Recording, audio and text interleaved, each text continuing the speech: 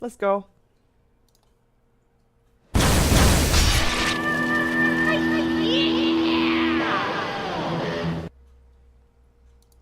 Hello and welcome back to a game of Dota 2. You are watching the BigPoint battle and we are here with the quarterfinals. Zero Respect will be on the dire side. They have won their match up against Heh or Hey, but I think it's Heh.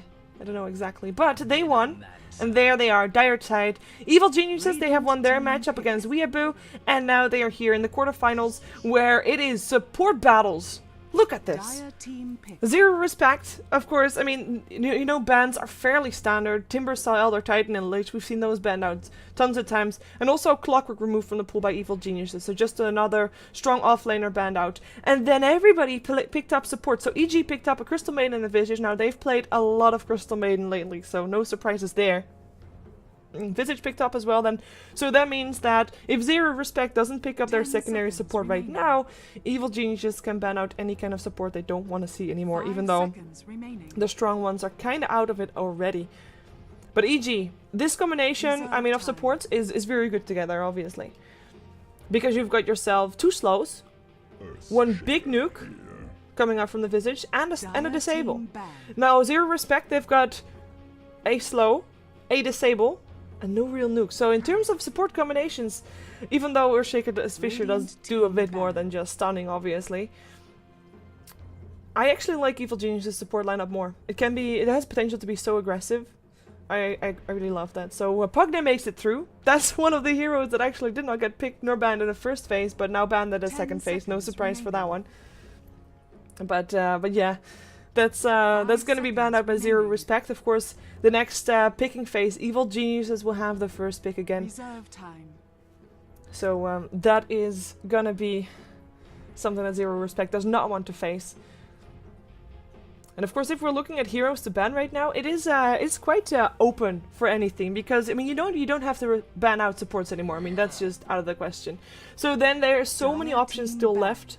Like there's still 3 core roles that you would be looking to ban out at this point. And it's just very difficult to decide like which core role are you banning out.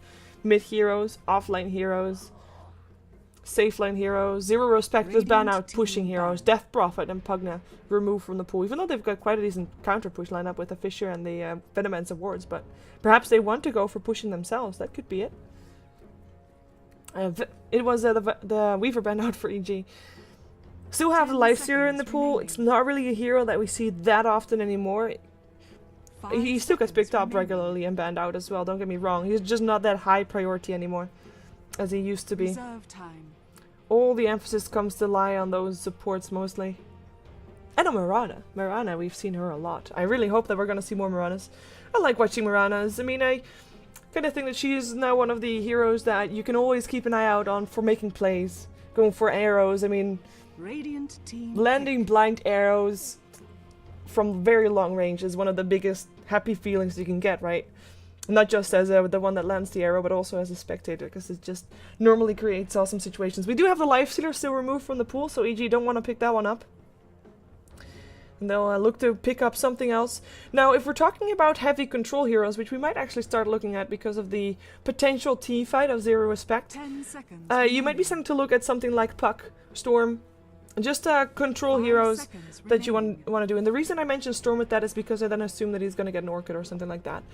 Talking about strong laners who are still in the pool, there's still a lot of those in the pool as well, with of course OD still in there, Viper. But the Puck is the one they go for, so no real surprise, a strong hero overall, and just overall a hero that you can really never go wrong with.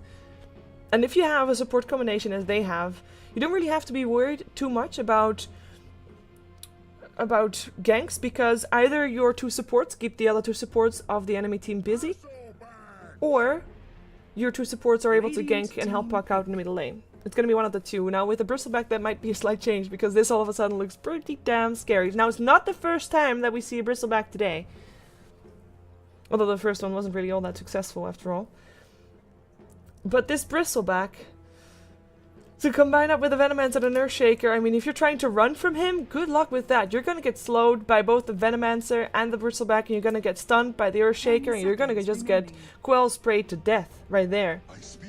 Nature's Prophet now picked up by the EG team, so they've got themselves an offlane sorted.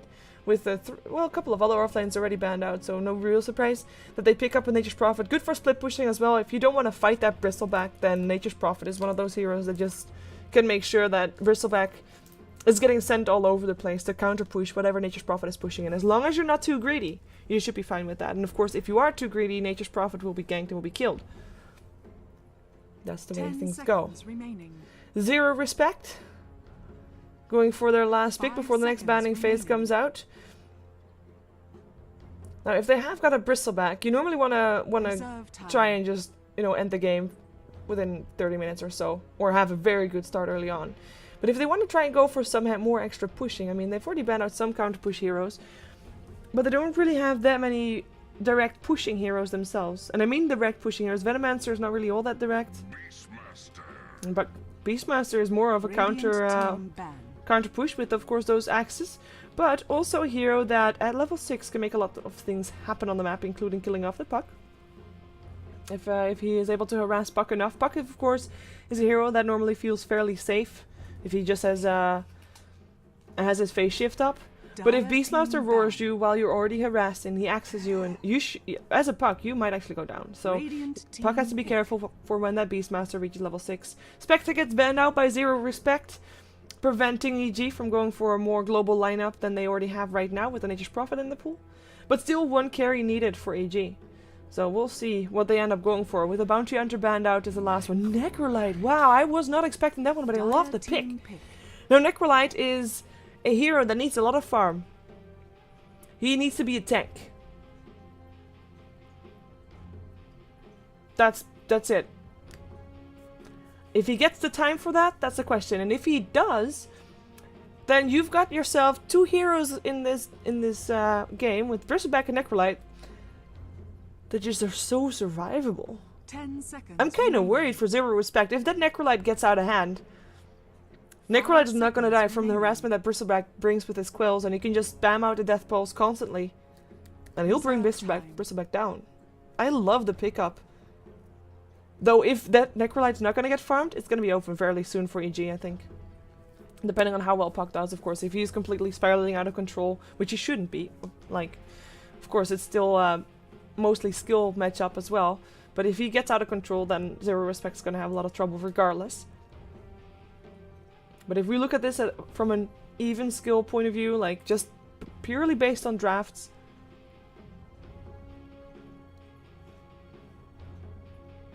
yeah, the Necrolite, keystone for EG. But that's why you have two good supports, Crystal Maiden and Visage. Now, I wouldn't be surprised to see Zero Respect trying to go for an aggressive trial lane, and even though they might not win that aggressive trial lane, they might at least be shutting down that Necrolite, which would be good enough. And they need something good to go with that. One more hero left.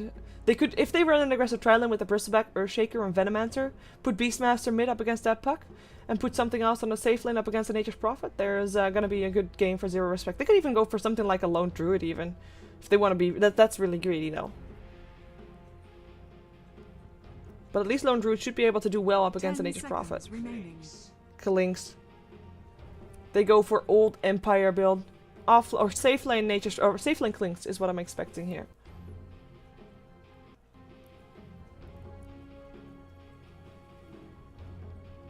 Let's take a look at how they're gonna run this game, how they're gonna run their lanes, of course, as everybody picks up their heroes. There we go. Once again, though, you're watching BigPoint Battle. We are in the quarterfinals, and we're seeing Zero Respect on the Dire side taking on Evil Geniuses on the Radiant side. There's 13 items shared. Ooh, the new one. I like it. I'm gonna keep this, okay? Cool. I know you like it too. This is a new one. You can just buy it in a short. And of course, talking about new ones, it is a courier, which is throwy. Should say it that way. It's better. Let's take a look at who's playing what. At least we have got Creo playing the Earthshaker. He is looking to perhaps go for some Ancients pools, but as we already saw drawn on the minimap coming out from Fear, they know that that's happening, so they'll probably try to counterward that, or at least try to do something against that. As Hugo will play the Bristleback, D-Tax will be on the Venomancer. 30 seconds to battle. So far not yet revealing that they're going to be having an aggressive tri-lane here, but they are on the right side of the map for that, and Klinks is already waiting top. Klinks played by Joral, and then last but not least, it is the mid lane, played by Khalifa. Not Kalishi, but Khalifa. Okay. EG will be on the Radiant side. We're going to have Jo playing his Visage, Fogged, Crystal Maiden, I mean... He's been playing that almost non-stop. Fear, of course, on the Necrolite, taking on the farming role. The mid lane, MSS or Mojo Storm Stout will play the puck. Not pooled, by the way. Please note, not a pooled puck. And then on the offlane, Universe will play his Nature's Prophet, and he will be up against that Klinks, seeing if he can at least delay his farming a bit. He will be having a tough time, though, but... I mean, tough time, of course, with the Searing Arrows, but he should be able to maybe get some harassing with the Treants and not feed them. That's... also important, don't feed the Treants. We have the Venomancer actually rotating around, going for the top lane at the moment, so looks like we're just gonna have a solo Yugo here on the Bristleback, and the Earthshaker just trying to pull Ancients. This is an amazing counter ward, by the way, to place. Because normally, an instant pause. Normally you place your ward, or at least what you normally see is that you place your ward right in the river, right around here. Even though you can't see me drawing, that's where I'm drawing. And then you can scout everything, but yeah. You cannot see it. Hidden! Brilliantly done. I like it. I like it a lot.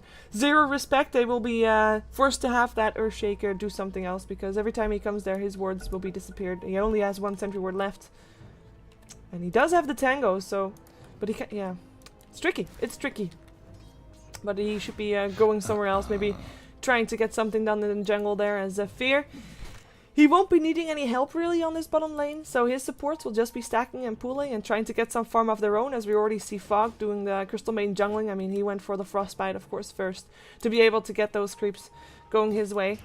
In the meantime, on the mid lane, we have got the Beastmaster getting harassed a bit. Now, Beastmaster should not die, in theory, but skill difference can be all that that Beastmaster needs to go down, and he should not die. He shouldn't be winning this lane either, though. It should be definitely Puck that win this lane.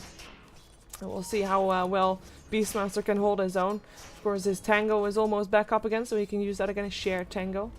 As Hugo prevents the pool coming out here from Jo, so that's very nicely done. They need to be getting something on this Bristleback.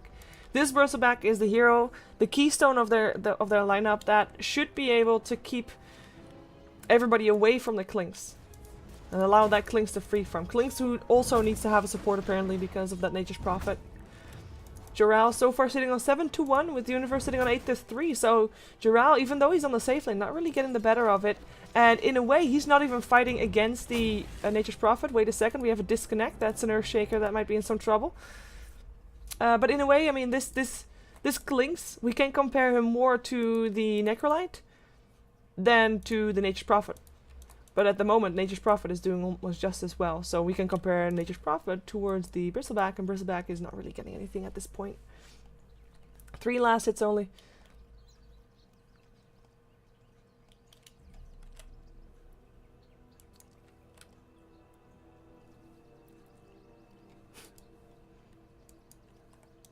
A Korean in Paris. Wow. Ping issues coming out from Zero Respect, by the way, not from EG, who this time have no connection issues. Good for them. Good for them. If they don't get anything on his Earthshaker, I mean, Earthshaker is one of those supports that early on in the game, it doesn't really matter what level he is, because his Fissure is going to be useful anyway. But then later on, he does need his Echo Slam.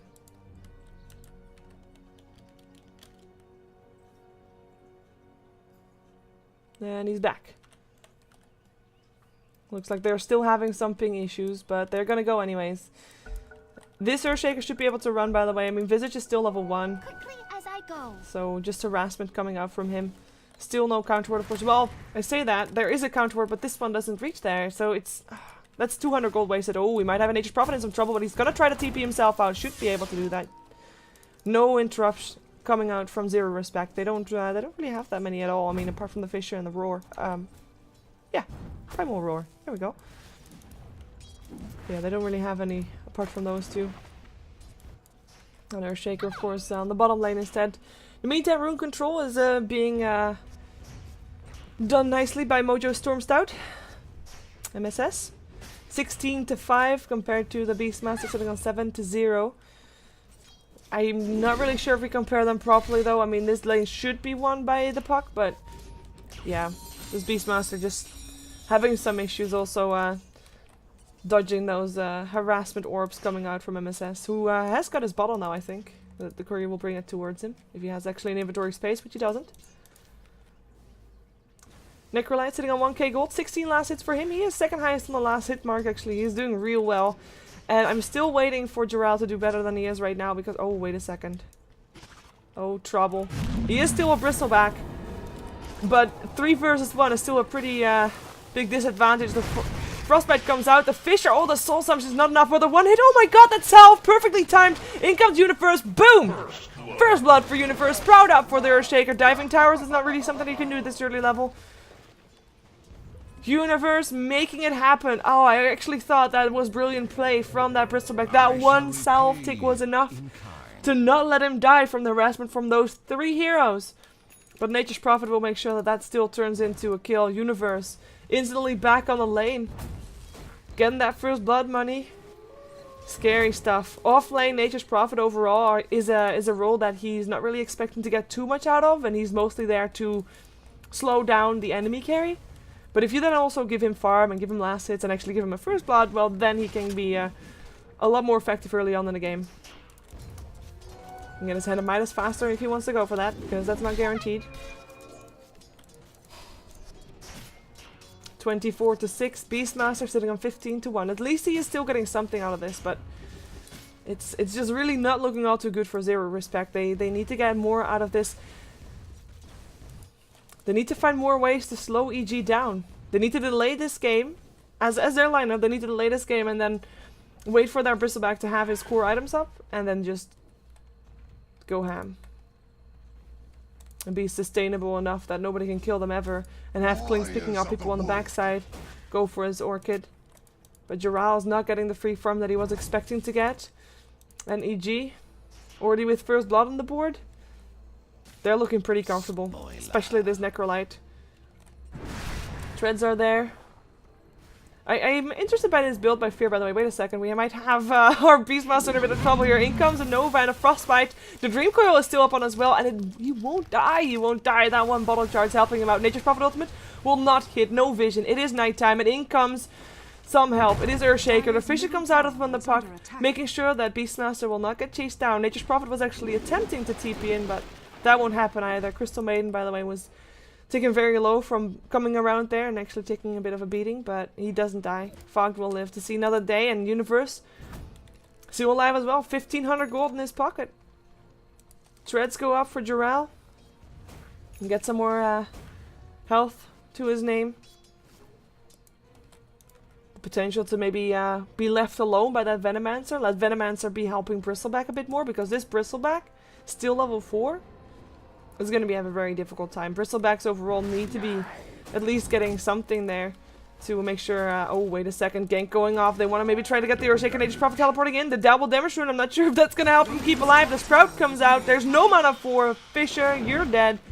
Puck gets the kill. In the meantime, that was Universe teleporting away from the top lane, where he actually was the target of a gank, because that was the first rotation that Beastmaster did when level 6. And when Beastmaster's level 6, he wants to rotate, wants to roar, wants to get kills. Now top lane was the lane that he wanted to go for, but can't get it done. Can't get it done. No target there anymore. And of course I was talking about the Bristleback, who is still level 4, almost level 5. But Bristlebacks need to get a good start. They need to be getting... They don't need to be getting ahead, don't get me wrong. I mean, they're as sustainable as they are. But they can't get behind, and right now this Bristleback is quite far behind. He's level 5, there's a level 7 Necrolite up against him. And, I mean, overall, Zero Respect is just not really getting their levels up. I mean, Earthshaker level 3, we have got a Venomancer that's sitting at level 4. The supports of, oh, Roar coming out here on the puck.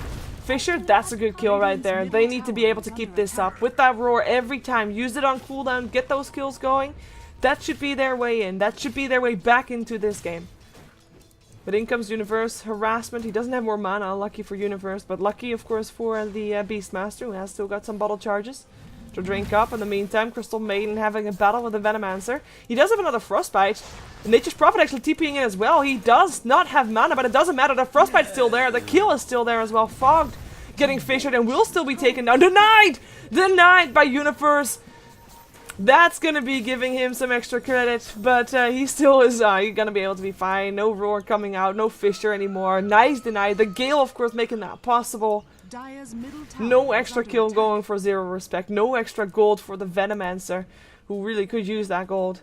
Sitting only on Brown Boots. And Teleport Scroll. And a Clarity, I guess. That's also nice. Hugo, level 6 still. Still on the bottom lane, still trying to farm away. As Puck has bottled up a Haste Rune. Has got everything up again as well.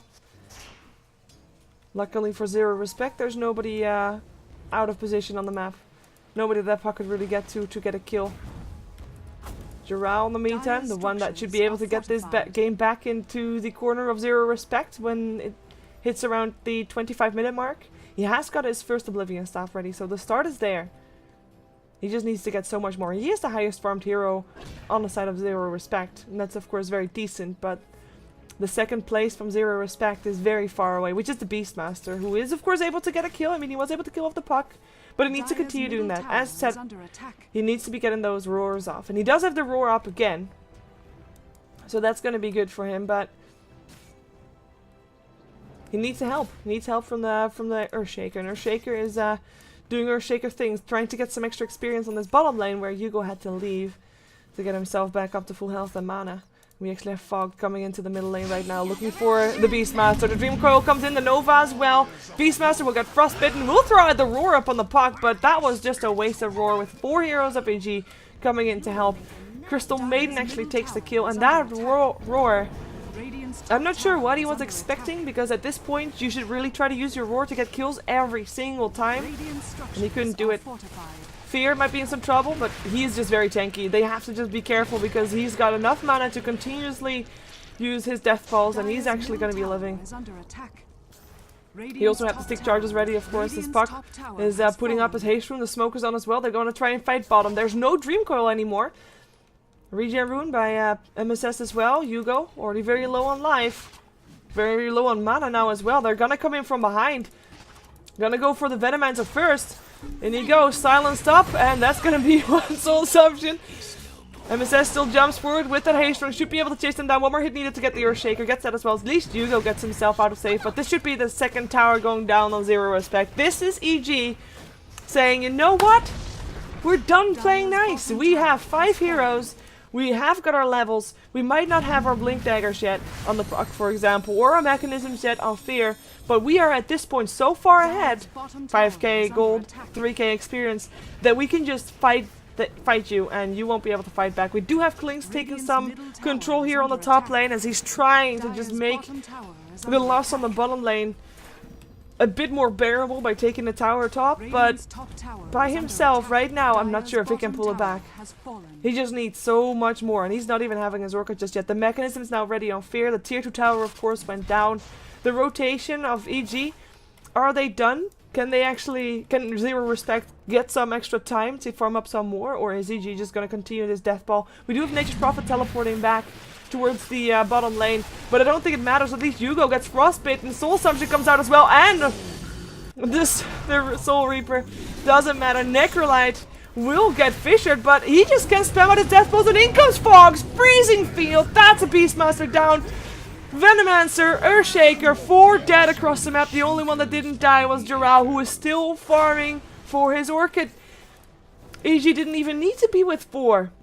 Didn't even need to be with 5, I mean. They could just take that fight, no problem. Universe not there? Who cares? Blink Dagger not there? No problem either. Puck just gets it after that fight, gets the gold from that.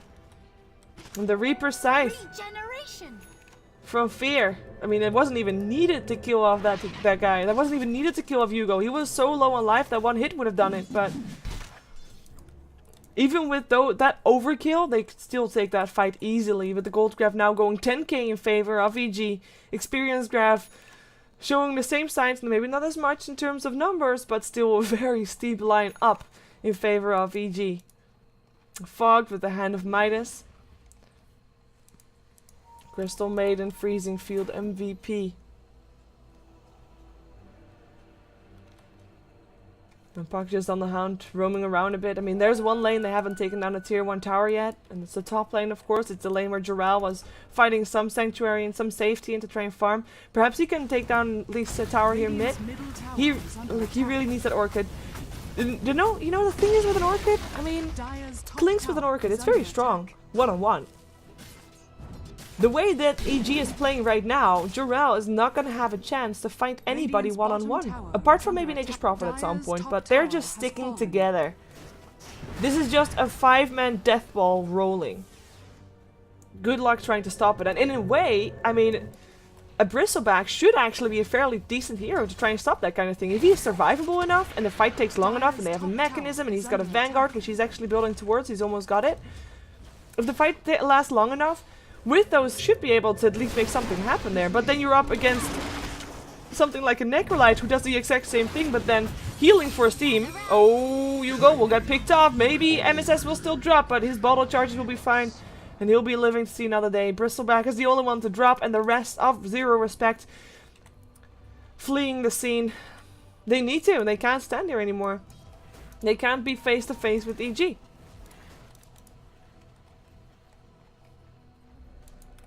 Hunting team, Jo and Fear. 4 staff, now also ready up on Fear. There's nobody left there on the top lane. I mean, D-Tax can't really stand there anymore. He didn't pick up his poison spray. And Poison Nova on his level 6. Oh, Smoke Gank already revealed. They roar up the Crystal Maiden. Fisher comes out as well, but in comes MSS. Fox still alive, frostbitten, and it looks like he'll live. He will live. He actually gets a kill for that as well. Freezing Field, once again MVP, Beastmaster, and Earthshaker. They go down. MSS being there in time with the blink. I don't think that Zero Respect was realizing that they were actually there, and that brings me to their next point of attention. They don't have any vision up the map. Okay, D-Tax just makes sure that they do, because they place a ward, but that's the only ward they have on this map, as EG is already pounding on the tier 2 tower here in the middle lane. This is, you know, I don't normally call games over before they actually are officially called GG, but it's so tough at this point to get back ahead if you are Zero Respect. There's just, you have to catch EG on a mistake. That's the thing that you have to do. You have to find that mistake, and even if you do find a mistake, you have to find the mistake that there's only one mistake that they can make. Splitting up. Because if they are together, they have so much sustain coming off from this Necrolite, which once again was a perfect pick into the lineup that they had against the lineup of Zero Respect with that Bristleback there. Just 5-on-5 fights, keep pushing that Q button, pumping out that Death Pulse. And he should be staying alive. I mean, and mana-wise, Fear has got plenty. He's got that Crystal Maiden aura. Level 2 only, but it's still enough for him to keep it up. He is just fine with that. Ooh, that was an attempt of an aggressive 4-staff, but Beastmaster, he just faced away. In comes the roar. No follow-up though, and it's Beastmaster that is the one to go down. Jarrell trying to get fogged, but the mechanism comes out, and it's fogged actually that gets picked up. Crystal Maiden will still go down. Creo tries to go for an Echo Slam, but still can't do enough damage. That's another team wipe with only a Crystal Maiden to show for it. At least Zero Respect got 1 kill out of it, but hey, that's still only 1 kill, 1 Crystal Maiden for an entire team wipe. That's gonna be the well played, GG. Well, GG. What I was gonna say. Never mind that.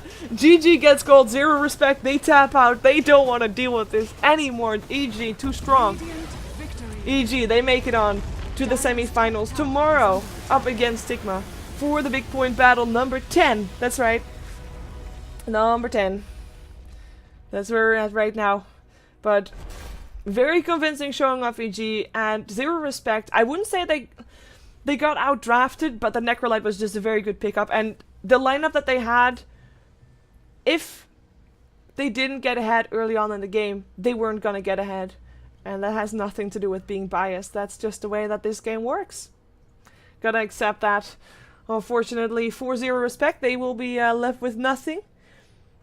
Now, I'm not sure if there's going to be another game today, and I actually don't think there is, but I will find out for you regardless. And yeah, stick around. We'll be right back, of course.